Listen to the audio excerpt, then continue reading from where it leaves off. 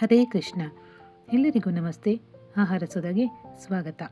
ಇವತ್ತು ನಾನು ಕರ್ನಾಟಕ ಸ್ಪೆಷಲ್ ಅಂತಲೇ ಹೇಳ್ಬೋದು, ಬಸ್ಸಾರು ಮಾಡೋದು ಹೇಗೆ ಅಂತ ತೋರಿಸ್ತಾ ಇದ್ದೀನಿ. ಯಾವ ರೀತಿ ಮಾಡೋದಂತ ನೋಡೋಣ. ಇಲ್ಲಿ ನಾನು ಹುಳ್ಳಿಕಾಯಿ ಬಸ್ಸಾರು ಮಾಡೋದು ಯಾವ ರೀತಿ ಅಂತ ತೋರಿಸ್ತಾ ಇರೋದು. ಇಲ್ಲಿ ನಾನು ಹುಳ್ಳಿಕಾಯಿನ ಸಣ್ಣದಾಗಿ ಹಚ್ಕೊಂಡು ಈ ರೀತಿ ಒಂದು ಪಾತ್ರೆಗೆ ಹಾಕೋತಾ ಇದ್ದೀನಿ. ಹಾಗೆ ಇಲ್ಲಿ ನಾನು 1 ಕಪ್ಪಷ್ಟು ತೊಗರಿಬೇಳೆನ ತೊಗೊಂಡಿದ್ದೀನಿ. ನೋಡಿ, ಈ ಕಪ್ಪಲ್ಲಿ 1 ಕಪ್ಪಷ್ಟು ತೊಗರಿಬೇಳೆನ ತೊಗೊಂಡಿದ್ದೀನಿ.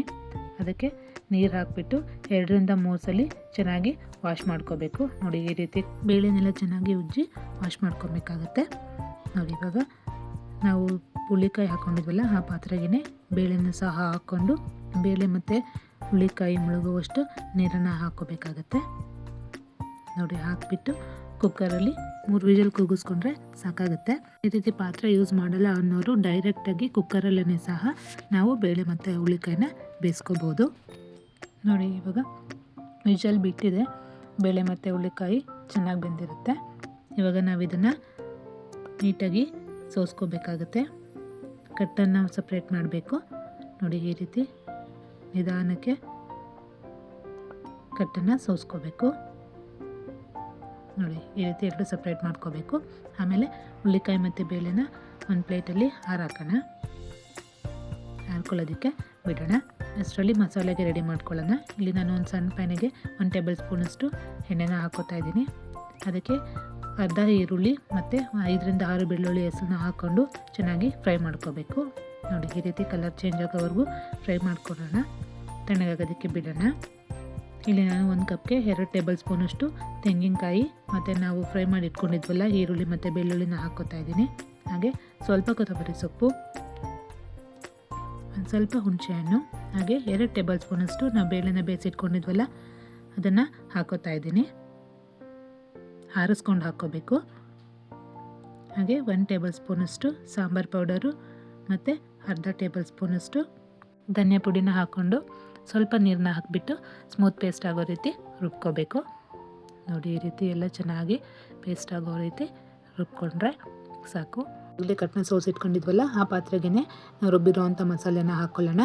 ಹಾಗೆ ಜಾರಲ್ಲಿ ಸ್ವಲ್ಪ ಮಸಾಲೆ ಇರುತ್ತೆ, ಅದಕ್ಕೆ ಸ್ವಲ್ಪ ನೀರನ್ನ ಹಾಕಿಬಿಟ್ಟು ಅದನ್ನು ಸಹ ಎಲ್ಲ ಆ ಪಾತ್ರೆಗೆ ಸೇರಿಸ್ಕೊಳ್ಳೋಣ. ಸೇರಿಸ್ಬಿಟ್ಟು ಎಲ್ಲ ಚೆನ್ನಾಗಿ ಮಿಕ್ಸ್ ಮಾಡಿಕೊಂಡು ಸ್ಟವ್ ಮೇಲೆ ಇಟ್ಬಿಟ್ಟು ಒಂದು ಕುದಿ ಬರೋವರೆಗೂ ಬಿಡೋಣ. ನೋಡಿ, ಇವಾಗ ಕುದೀತಾ ಇದೆ. ಗ್ಯಾಸ್ ಲೋ ಫ್ಲೇಮಲ್ಲಿರಲಿ. ಇದಕ್ಕೆ ನಾವು ಆರಿಟ್ಟಿದ್ವಲ್ಲ ಬೇಳೆ, ಅದನ್ನು ಈ ರೀತಿ ಹಿಂಡ್ಕೋಬೇಕಾಗತ್ತೆ. ಅದರಲ್ಲಿ ಇನ್ನೂ ಕಟ್ಟಿರುತ್ತಲ್ವ, ಅದನ್ನೆಲ್ಲ ಆ ರೀತಿ ಸ್ಕ್ವೀಸ್ ಮಾಡ್ಕೊಂಡು ತೊಗೋಬೇಕು. ಹಾಗೆ ರುಚಿಗೆ ತಕ್ಕಷ್ಟು ಉಪ್ಪನ್ನು ಹಾಕಿಬಿಟ್ಟು ಸಿಂಪಲ್ಲಾಗಿ ಒಂದು ಒಗ್ಗರಣೆ ಕೊಡೋಣ. ಇಲ್ಲಿ ನಾನು ಒಂದು ಪ್ಯಾನ್ಗೆ ಸ್ವಲ್ಪ ಎಣ್ಣೆ, ಸ್ವಲ್ಪ ಸಾಸಿವೆ, ಸ್ವಲ್ಪ ಜೀರಿಗೆ, ಹಾಗೆ ಸ್ವಲ್ಪ ಕರಿಬೇವಿನ ಸೊಪ್ಪನ್ನು ಹಾಕಿಬಿಟ್ಟು ಒಗ್ಗರಣೆ ಮಾಡಿ ಇವಾಗ ಸಾಂಬಾರು ಕುದೀತಿದೆಯಲ್ಲ ಆ ಸಾಂಬಾರಿಗೆ ಹಾಕೋತಾ ಇದ್ದೀನಿ. ಒಂದ್ಸಲ ಮಿಕ್ಸ್ ಮಾಡಿಬಿಟ್ಟು ಒಂದು ಪ್ಲೇಟ್ನ ಮುಚ್ಚಿಬಿಟ್ಬಿಡೋಣ. ಫುಲ್ ಕ್ಲೋಸ್ ಮಾಡಬಾರ್ದು, ಸೌಟ್ ಅದರಲ್ಲೇ ಇರಬೇಕು. ಸೌಟ್ ಮೇಲೆ ಪ್ಲೇಟ್ನ ಇಟ್ಬಿಟ್ಟು 1-2 ನಿಮಿಷ ಕುದಿಸ್ಕೊಳ್ಳೋಣ. ನೋಡಿ, ಇವಾಗ ಕರ್ನಾಟಕ ಸ್ಪೆಷಲ್ ಬಸ್ಸಾರು ರೆಡಿಯಾಗಿದೆ. ಇವಾಗ ಕಾಳನ್ನ ಒಗ್ಗರಣೆ ಮಾಡ್ಕೊಳ್ಳೋಣ. ಇಲ್ಲಿ ನಾನು ಒಂದು ಪ್ಯಾನ್ಗೆ 1 ಟೇಬಲ್ ಸ್ಪೂನಷ್ಟು ಎಣ್ಣೆನ ಹಾಕೋತಾ ಇದ್ದೀನಿ. 1/4 ಟೇಬಲ್ ಸ್ಪೂನಷ್ಟು ಸಾಸಿವೆ, 1/4 ಟೇಬಲ್ ಸ್ಪೂನಷ್ಟು ಜೀರಿಗೆ, ಹಾಗೆ ಸ್ವಲ್ಪ ಕರಿಬೇವಿನ ಸೊಪ್ಪನ್ನು ಹಾಕಿಬಿಟ್ಟು ಒಂದ್ಸಲಿ ಫ್ರೈ ಮಾಡ್ಕೊಳ್ಳೋಣ. ಹಾಗೆ 1 ಈರುಳ್ಳಿನ ಸಣ್ಣದಾಗಿ ಹಚ್ಕೊಂಡಿರೋದನ್ನು ಹಾಕೋತಾ ಇದ್ದೀನಿ. ಅದನ್ನು ಸಹ ಕಲರ್ ಚೇಂಜ್ ಆಗೋವರೆಗೂ ಫ್ರೈ ಮಾಡ್ಕೋಬೇಕು. ಹಸಿಮೆಣಸಿನ್ಕಾಯಿನ ಹಾಕೋತಾ ಇದ್ದೀನಿ. ಹಾಗೆ ಈರುಳ್ಳಿ ಎಲ್ಲ ಬೆಂದಮೇಲೆ ಅದನ್ನೆಲ್ಲ ಸ್ಕ್ವೀಸ್ ಮಾಡಿ ಇಟ್ಕೊಂಡಿದ್ವಲ್ವ ಬೇಳೆ ಮತ್ತು ಹುಳ್ಳಿಕಾಯಿ, ಅದನ್ನು ಹಾಕ್ಕೊಳ್ಳೋಣ. ಹಾಗೆ 1 ಟೇಬಲ್ ಸ್ಪೂನಷ್ಟು ಕಾಯಿ ತುರಿ, ಸ್ವಲ್ಪ ಕೊತ್ತಂಬರಿ ಸೊಪ್ಪು, ರುಚಿಗೆ ತಕ್ಕಷ್ಟು ಉಪ್ಪನ್ನು ಹಾಕಿಬಿಟ್ಟು ಎಲ್ಲ ಒಂದ್ಸಲಿ ಮಿಕ್ಸ್ ಮಾಡೋಣ. ನೋಡಿ, ಮಿಕ್ಸ್ ಮಾಡಿಬಿಟ್ಟು ಲಿಡ್ನ ಕ್ಲೋಸ್ ಮಾಡಿ ಒಂದು 2 ಮಿನಿಟ್ಸ್ ಬೇಯಿಸ್ಕೊಂಡ್ರೆ ಸಾಕಾಗುತ್ತೆ. ನೋಡಿ, ಇವಾಗ ಕಾಳು ರೆಡಿಯಾಗಿದೆ.